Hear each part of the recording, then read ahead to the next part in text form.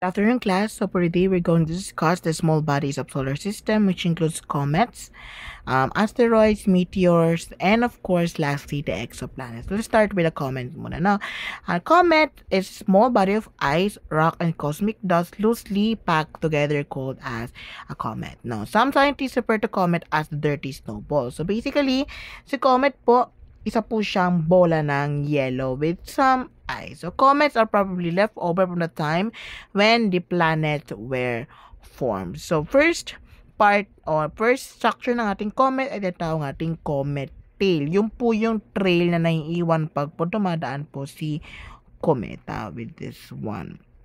Now, so when the comet passes close enough to the sun, solar radiation hits at the ice so that the comet gives off gas and dust in the form of a long tail. Ngayon magtataka kayo, Sir Sai, ano ang pinagkaiba ng comet sa meteor shower or sa isang meteor? Class, si comet po, siya po yung nagre-revolve around the sun. No.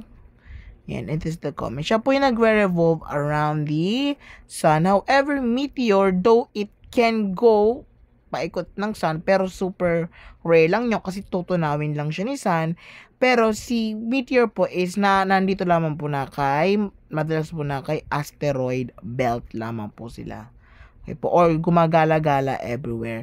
While si comet ay meron po siyang sinusundan na, ayan, ellipse o isang orbit. Okay pa?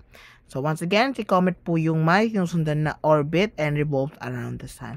So, first part, natatawag natin na comet tail o yung buntot ng kometa. So, it made up of, once again, solar radiation, the ice, yung matulong na ice, and of course, gas and dust. Okay pa? So, next is comet orbit. So, once again, it has orbits. The orbits of comet are for bodies that move around the sun are ellipses. So, i-discuss ko sa inyo for next week yung ellipses na yan, which is the Kepler's law of planetary motion. So, ellipses are circles that are somewhat stretched out or say, para siyang oblong kung baga, diba? So, comet's ion tail always points away from the sun due to solar wind. That tail do not always point away from the sun. Now, merong dalawang tail kasi yan si kometa, si comet. Let's draw this one. Draw tayo. So, let's assume this is the comet. Ayan, si comet. Now, of course, if this is our sun, ayan si sun, and direction ng ating sunlight is towards here, of course, once again, ion tail is pointing away from the sun due to solar wind. With that sense, si ating ion tail is towards, may napindot ako ngayon. Towards there. Ayan. Ayan si ating ion tail. Okay po. Si ion tail po madalas siyang kulay blue or kulay green na. So, dust tail do not always point away from the sun. Instead, it is pointing away kung saan po ang direction ni, of course, ni ating comet or ni ating kometa.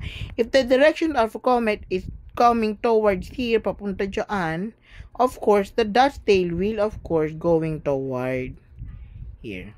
Okay po? Ito si ating blue is si ating ion tail. Ito po si dust tail. Dalawa po ang tail niya. Like, of course, if you will think, sir, saan nang galing si comet, diba? Paano siya nabuo? Once again, it is believed that the comets are, of course, galing po siya sa mga fragments ng mga early form na planet. And of course, since napakalayo po, napakalaki ng ating orbit, napakalayo ng orbit ng isang planet, ng isang comet, hirap po siyang pag-aralan. Super rare din po makita ng isang kometa. With that said, sinasaba po na ang mga kometa ay nag-exist o sumusunod doon sa ating Kuiper belt na tinatawag. O doon po siya nabubuo o doon po siya nanggagaling. Ito po. Which is beyond the Neptune. So, sobrang layo niya po sa ating solar system. But still part of our solar system. Okay po? Once again, comets also exist in the Kuiper belt. But of course, scientists think that comets come from the Oort cloud. Okay? O, dito po rin siya banda. Okay po? Yan. Now, this one. So, comets come in wide range of sizes. The largest includes the nucleus, observed about 25 miles or 40 kilometers. Diba? Parang isang city na siya. In a diameter, and the dust and iron tails can be, of course, really enormous. So, pansinin nyo, diba? Si ating kometa here na... Ano nangyari? Ay, sorry. Si ating comet here, no? Yung ion tail natin always going to away sa ating sunlight, no? However, si dust tail is of course naka-dip na ano po siya doon sa ating trail, kung saan papunta ang trail natin. Once again, we call yung itong bato ng yelo na to as nucleus. Malinaw pa?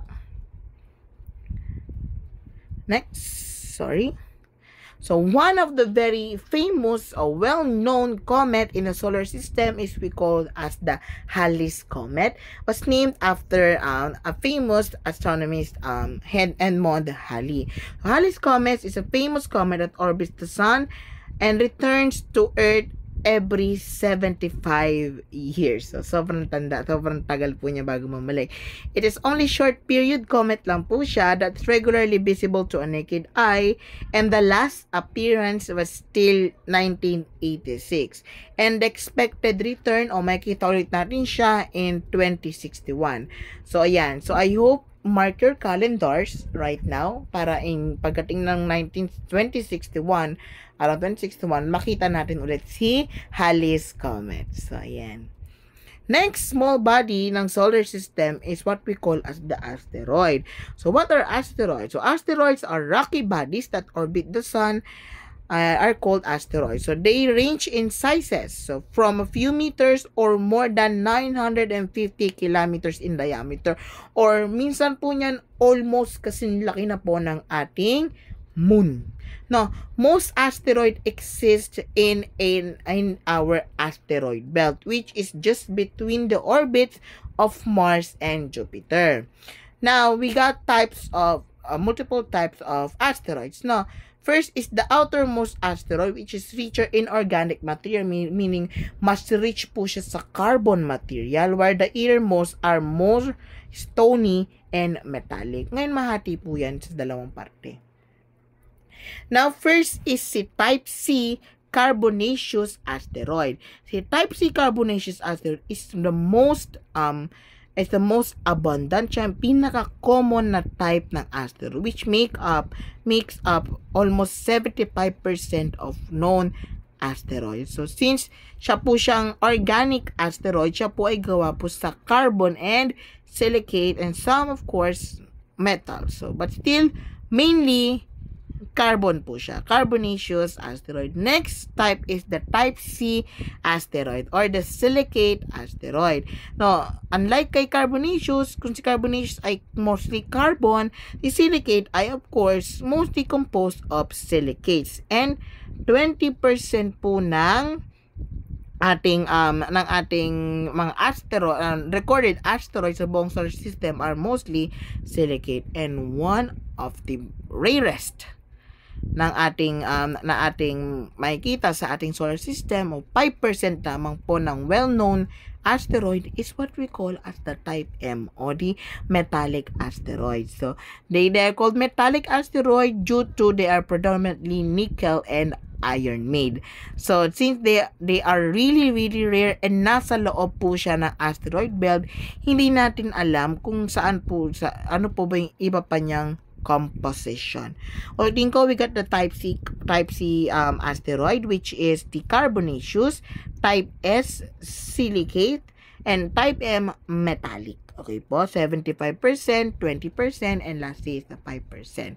Now, balik tayo sa naging lesson ninyo na inyong high school, di ba? Sinasabi natin na 66 million years ago nagkaroon ng asteroid impact sa ating Earth, in which killed everything. Pumatay ng mga dinosaur na alam natin ngayon. Na actually, we call them as the Chicxulub Crater Yucatan in Yucatan Peninsula, Mexico. So, during the Cretaceous Paleogene extinction event, also known the KT extinction, there was a mass extinction occurred about 66 million ago, which killed, almost the entirety ng mga living pre-recorded animals and of course mga reptiles before, okay, during the Cretaceous period and of course Mesozoic era class. So, ang Cyclop crater can be found in the Yucatan Peninsula, Mexico. So, paano nalaman yun, no? Of course, they carbon dated everything. They studied really well. And of course, sa ating pattern ng ating land here. Ayan. Ganyan siya kalaki. Imagine the impact, diba? So, imagine, wag naman ngayon, may tumamang asteroid, diba? Of course, it can literally kill almost everything. Now, so, according to the study, diba? Last year, meron na-discover, this year pala, may na-discover on February 16, asteroid 2024 R4 could hit the Earth in 7 years. Now, of course, do not be afraid. It's just 2% chance na lang para makapag-hit po itong asteroid 2024 YR4 sa ating bansa. And of course, it is estimated to be 40 to 90 meters wide. Isang city po siya. Katumbas niya po ang isang large building. Ayan. Isang city po kaya niyang patayin. Pero hindi po siya parang planet killer. Kagaya po nung dati, nung sa ating KT extinction period na. Next is what we call as meteoroids. Now, in meteoroid, it is a small rocky body that revolves around the sun. They are similar but not much smaller than asteroids. So, similar sila pero mas maliit lang po ng slide. Now, we got what we call as the meteor shower. Now, you can see the large number of meteors when Earth passes through the dusty debris of comets. Alam nyo ba, alos daily po tayo na pauulanan ng ating meteoroids na araw-araw po tayo na uulanan ng meteoroids. So, bakit lamang po di pa siya nakikita? Parang, ba't lang langit, diba? Walang umuulan ng meteor ngayon.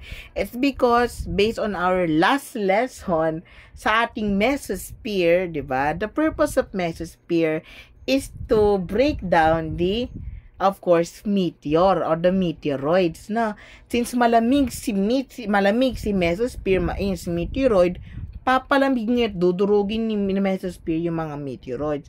That's why kahit araw-araw tayo napapaulan ng meteor sa ating atmosphere, pababa po siya dito sa ating lugar as of course, sa ating earth as powdered form na po siya o maliit na tipak ng bato na lamang.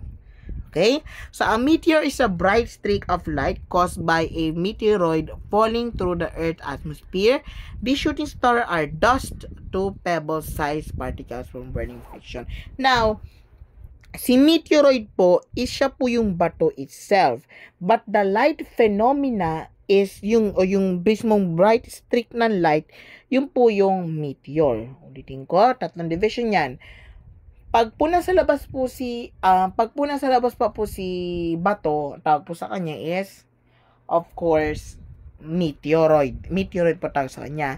Pag po siya nasa atmosphere na po at naging streak of light na po siya, tawag po sa kanya ay meteor. Okay po? Pag po siya nasa earth surface na po, ang tawag na po sa kanya ay meteorite. Maliwanag po?